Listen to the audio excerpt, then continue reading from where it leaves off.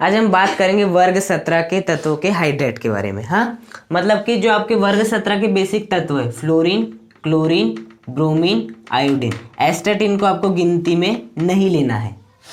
एस्टेटिन को गिनती में नहीं लेना है। यहाँ पर केवल फ्लोरीन, क्लोरीन, ब्रोमीन, आयोडीन इन्हें हैलोजन माना जाता है। हाँ, वर्ग 17 के तत्व यदि पूछते हैं तो आपको एस्टेटिन को लिखना है, लेकिन यदि वो केवल हैलोजन बोलते हैं तो आपको एस्टेटिन को नहीं लिखना है। यदि आप एस्टेटिन लिखोगे तो आपके मार्क्स काट दिए जाएंगे। हाँ, क्योंकि ये आपका हैलोजन नहीं है, ये वर्ग 17 का तत्व है। लेकिन हाँ, अभी हम बात करें केवल हैलोजन के तत्वों के हाइड्रेट के बारे में। हाँ, या वर्ग 17 के तत्वों के भी हाइड्रेट पूछता है तो आपको इन्हीं तत्वों के हाइड्रेट के बारे में बताना है। हाँ, देखो, हाइड्रेट का मतलब होता है जब आपका कोई तत्व हाइड्रोजन के साथ अभिक्रिया करता है तो हाइड्रेट का निर्माण होता है। वर्ग 15 के हाइड्रेट पढ़े, वर्ग 16 के हाइड्रेट पढ़े, उसी प्रकार से वर्ग 17 के भी हाइड्रेट होते हैं। और ये जो सामान्यतः सूत्र का फॉलो करते हैं वो होते हैं HE प्रकार के हाइड्रेट आपके यहाँ पर बनते हैं, जहां पर H का मतलब हाइड्रोजन है, E का मतलब फ्लोरीन, क्लोरीन, ब्रोमीन, आयोडीन से है। हाँ, मतलब कि वर्ग 17 के तत्वों के हाइड्रेट का सामान्य सूत्र क्या है आपका, HE है। तो वर्ग 17 के हाइड्रेट क्या हो जाएंगे, सबके सामने H लगा दो। ये क्या हो गया आपके वर्ग 17 के तत्वों के हाइड्रेट। HF देखो, HCl, HBr और आपका HI। बस E के स्थान पे आपका FCl, Br, I है और बाकी H आपका जैसा का वैसा है। तो ये होते हैं आपके वर्ग 17 के हाइड्रेट। ये क्या आपके वर्ग 17 के तत्वों के हाइड्रेट है। अब हमें इन हाइड्रेट का विभिन्न गुणों के आधार पर इनका वर्णन देखना है। हाँ, तो जो आपका सबसे पहला है वो है आपका तापीय स्थायित्व। क्या है आपका तापीय स्थायित्व, जो आज तक हम देख के आ रहे हैं। मतलब कि तापीय स्थायित्व का अर्थ होता है कि तापमान देने पर कौन सा बंध कितने अधिक देर तक स्थायी रह सकता है।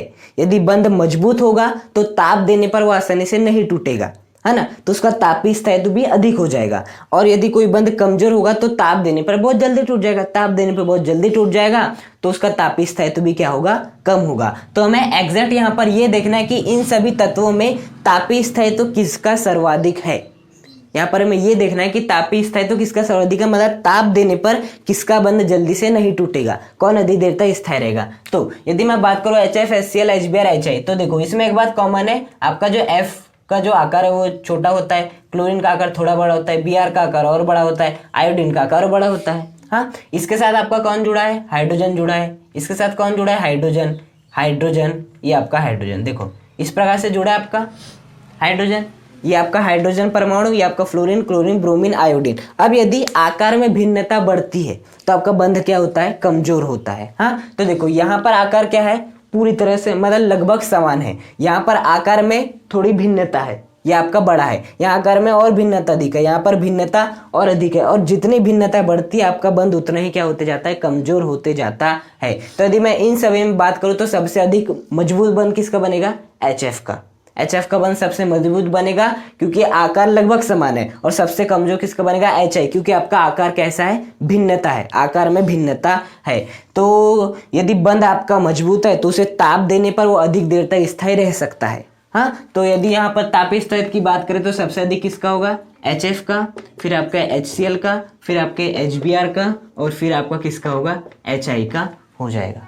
फिर किसका हो जाएगा, HI का हो जाएगा। कहाँ, अब सेकंड देखना, क्या, अपचायक सामर्थ्य। अपचायक सामर्थ्य का मतलब होता है आप कितने अच्छे अपचायक हो, आप कितने अच्छे अपचायक हो। मतलब HF, HCl, HBr, HI, ये सभी में हमें देखना है कि कौन कितना अच्छा अपचायक है। जो अच्छा अपचायक होगा उसकी अपचायक सामर्थ्य अधिक हो जाएगी, जो कम अच्छा अपचायक होगा उसकी अपचायक सामर्थ्य क्या हो जाएगी, कम हो जाएगी। अब अपचायक कौन होते हैं, जो कि सामने वाले का अपचयन करते हैं।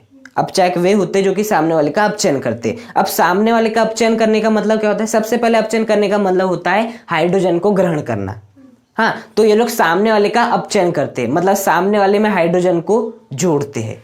सामने वाले में क्या करते हैं, हाइड्रोजन को जोड़ते हैं। अब सामने वाले में से वो हाइड्रोजन को कब जोड़ पाएगा, जब अपने में से हाइड्रोजन को निकाल पाएगा। हाँ, तो हमें देखना है इन सभी तत्वों में कौन अपने में से आसानी से हाइड्रोजन को निकाल सकता है, क्योंकि जो इन सभी में अपने में से आसानी से हाइड्रोजन को निकाल पाएगा वही क्या हो जाएगा, अच्छे से अपचायक हो जाएगा, क्योंकि अपने में से जल्दी से निकाल देगा हाइड्रोजन, सामने वाले में जल्दी से जोड़ देगा, जल्दी से सामने वाले का अपचयन कर देगा, तो सबसे अच्छा क्या बन जाएगा, वो अपचायक बन जाएगा। तो इन सभी तत्वों में यदि मैं बात करूं, जैसे हम पढ़ चुके हैं कि सबसे बंध मजबूत किसका होगा, HF का, और सबसे कम मजबूत बंध किसका होगा, आपका HI का होगा। अब बताओ यहाँ पर जो आपका बंध है, यदि मैंने थोड़ा सा भी तापमान दिया तो बंध बहुत जल्दी टूट जाएगा।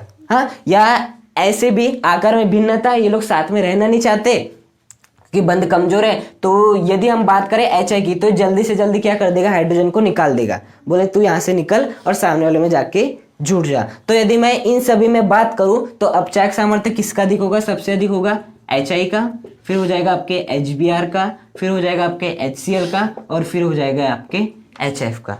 हाँ, इन सभी का हो जाएगा। कारण क्या है, बंध बहुत ही कमजोर है, तो यहाँ से आपका हाइड्रोजन आसानी से निकल सकता है, जबकि यहाँ पर बंध कैसा, बहुत मजबूत है, तो ऐसे हाइड्रोजन को निकालने में प्रॉब्लम होगी, और यदि हाइड्रोजन को निकालने में प्रॉब्लम हुई तो सामने वाले में आसानी से वो जुड़ नहीं पाएगा, जबकि यहाँ पर हाइड्रोजन को निकालने में प्रॉब्लम नहीं है तो सामने वाले में आसानी से जुड़ सकता है, और यदि सामने वाले में आसानी से जुड़ सकता है तो उसकी अपचायक सामर्थ्य भी क्या हो जाएगी, सर्वाधिक हो जाएगी। इतनी बताइए समझ में। अब तीसरा देखना आपका द्विध्रुव आघूर्ण, ये आपका नया है। तीसरा क्या है आपका, द्विध्रुव आघूर्ण। देखो द्विध्रुव आघूर्ण का अर्थ क्या होता है, देखो द्विध्रुव आघूर्ण का एक फॉर्मूला होता है, वो होता है आवेश गुणा दूरी। ये होता है आपके द्विध्रुव आघूर्ण का फॉर्मूला। फिजिक्स में पढ़ते हैं, केमिस्ट्री में पढ़ते हैं, मतलब होता है आवेश गुणा दूरी। हाँ, और द्विध्रुव आघूर्ण को सामान्यतः किससे प्रतिष्ठित करते हैं, P से रिप्रेजेंट करते हैं, आवेश गुणा दूरी। देखो हमें ये बताना है HF का द्विध्रुव आघूर्ण अधिक होगा, HCl का अधिक होगा, HBr का अधिक होगा, या HI का द्विध्रुव आघूर्ण अधिक होगा, हमें ये बताना है। हाँ, तो देखो द्विध्रुव आघूर्ण का मतलब क्या होता है, हमें आवेश को भी देखना है और दूरी को भी देखना है, दोनों चीजों को देखना है। दूरी का मतलब क्या है, ये जो आपकी बंध दूरी है उसे देखना है, ये जो दूरी है ना, इसका अर्थ होता है आपको बंध दूरी, इस बंध दूरी को देखना है। तो इस यदि मैं सभी की बात करूं, सभी हाइड्रेट की बात करूं, तो बंध दूरी लगभग समान होती है, बंध दूरी जो रहती है, जो होती है वो लगभग समान होती है। अब बताओ दूरी लगभग समान है तो द्विध्रुव आघूर्ण पूरी तरह से किस पर निर्भर करेगा, आवेश पर निर्भर करेगा, कि आपका आवेश कितना उत्पन्न हो जाता है। तो देखो यदि मैं बात करूं यहाँ पर आवेश उत्पन्न होने की, तो फ्लोरीन की विद्युत ऋणात्मकता कैसी होती है, अधिक होती है। अब अधिक होने के कारण यहाँ के इलेक्ट्रॉन को क्या कर लेगा, अपनी ओर आकर्षित कर लेगा इलेक्ट्रॉन को आकर्षित, जिसका इस पर माइनस और इस पर पार्श्व क्या आ जाएगा, प्लस आ जाएगा।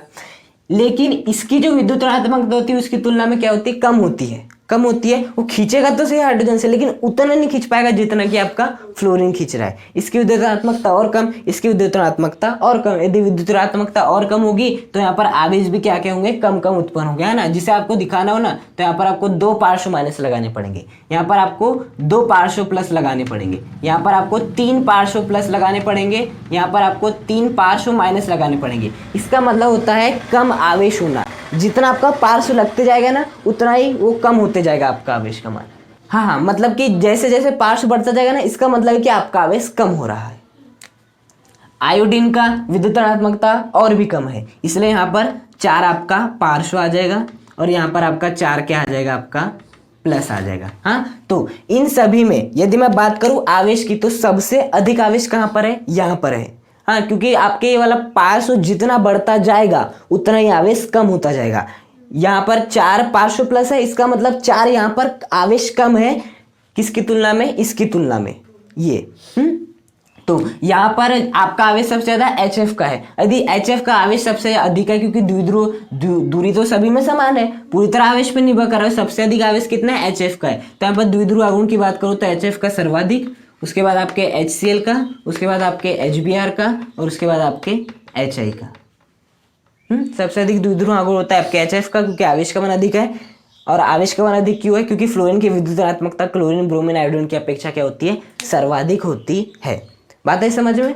ये हो गया आपके तीसरा द्विध्रुव आघूर्ण। अब देखना चौथा पढ़ेंगे हम अम्लीय गुण के बारे में। किसके बारे में, अम्लीय गुण। अभी तक हम केवल क्षारीय गुण के बारे में अध्ययन किए थे, चौथा है आपका अम्लीय गुण। आप चाहे तो अम्लीय गुण वर्ग 16 के तत्व थे ना, उसके लिए भी पढ़ सकते हो, उसमें भी यहाँ पर जो कॉन्सेप्ट है ना, वही कॉन्सेप्ट वहां पर भी लगेगा। वहां पर ना अम्लीयता का आता है, क्षारीयता का कॉन्सेप्ट नहीं आता है वहां पर। हाँ, तो देखो अम्लीयता का मतलब होता है H+ प्रदान करने की क्षमता, आप कितनी आसानी से H+ प्रदान कर सकते हो। तो या इन सभी तत्वों की यदि मैं बात करूं तो कौन सबसे आसानी से H को प्रदान करेगा?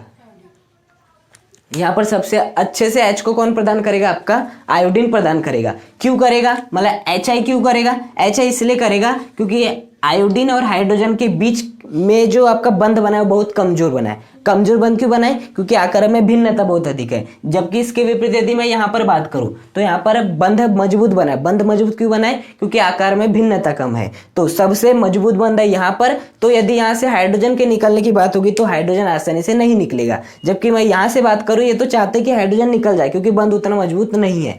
तो यदि मैं अम्लीय गुण की बात करूं, अम्लीय गुण का मतलब होता है H+ प्रदान करने की क्षमता। इन सभी में H+ सबसे आसानी से कौन प्रदान कर सकता है? HI प्रदान कर सकता है। तो यदि मैं अम्लीय गुण की बात करूं तो सबसे अधिक किसका होगा? HI का, फिर किसका होगा? HBr, फिर किसका होगा? HCl, और फिर किसका होगा? हो जाएगा आपका HF। HF का अम्लीय गुण सबसे कम होगा। हाँ, तो यदि आपको अम्लीय गुण पूछा जाता है तो हाइड्रेट में ऊपर से नीचे जाने पर अम्लीय गुण का मान क्या होते जाता है? बढ़ते हो जाता है। कारण क्या है? अम्लीय गुण का मान होता है H+ प्रदान करने की क्षमता। जो आपका HI होता है उसका बंध ऊर्जा बहुत कम होती है, H+ को निकालना बहुत आसान होता है। बंध ऊर्जा का मतलब जो आपका बंध है उसको तोड़ने में दी गई ऊर्जा। तो बंध ऊर्जा का मान बहुत अधिक है, बहुत कम होता है, जिस कारण हाइड्रोजन आसानी से निकल जाता है। जबकि यहाँ पर बंध को तोड़ने के लिए ज़्यादा ऊर्जा देनी पड़ती है। ज़्यादा ऊर्जा देनी पड़ेगी तो हाइड्रोजन आसानी से नहीं निकल पाएगा और अम्लीय गुण उतना आसानी से शो नहीं हो पाएगा। तो ये क्या हो गया? आपका चौथा अम्लीय गुण हो गया। पांचवा है आपका हाइड्रोजन आबंध। क्या है? हाइड्रोजन बंध। मतलब इन सभी हाइड्रेट में हाइड्रोजन बंध का निर्माण कौन कौन कर सकता है उसके बारे में हमें अध्ययन करना है। देखो, इन सभी की यदि मैं बात करूं तो हाइड्रोजन आबंध कौन बना सकता है? हाइड्रोजन आबंध यहाँ पर केवल HF बना सकता है। HF क्यों बना सकता है? क्योंकि हाइड्रोजन बंध बनता है हमेशा हाइड्रोजन के साथ। हाइड्रोजन बंध हाइड्रोजन के साथ कोई तत्व बनाता है, हमेशा याद रखना।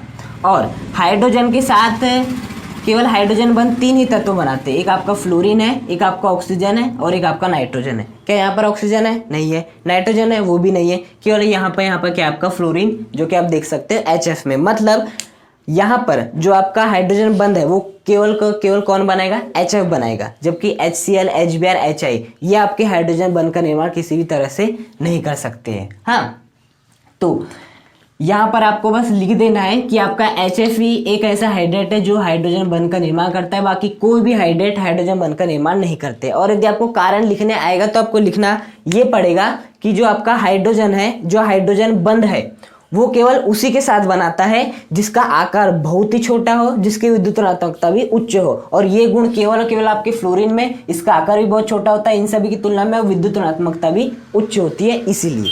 हाँ, तो आपका हाइड्रोजन कौन बनाता है? केवल HF ही बनाता है, बाकी कोई नहीं बनाता। देखो, छठा है आपका गलनांक एवं क्वथनांक।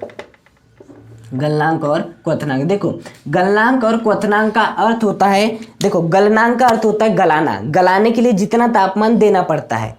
हाँ, क्वथनांक का मतलब होता है क्वथन करने के लिए, उबालने के लिए जितना तापमान देना पड़ता है। हाँ, देखो गलनांक का अर्थ क्या होता है? जब आप प्लास्टिक को गर्म करते हो, तो वो लिक्विड फॉर्म में बदल जाता है। हाँ, और यदि आपके हाथ पे पड़ गया तो आपके त्वचा के लिए बहुत हानिकारक भी हो सकता है वो, है ना।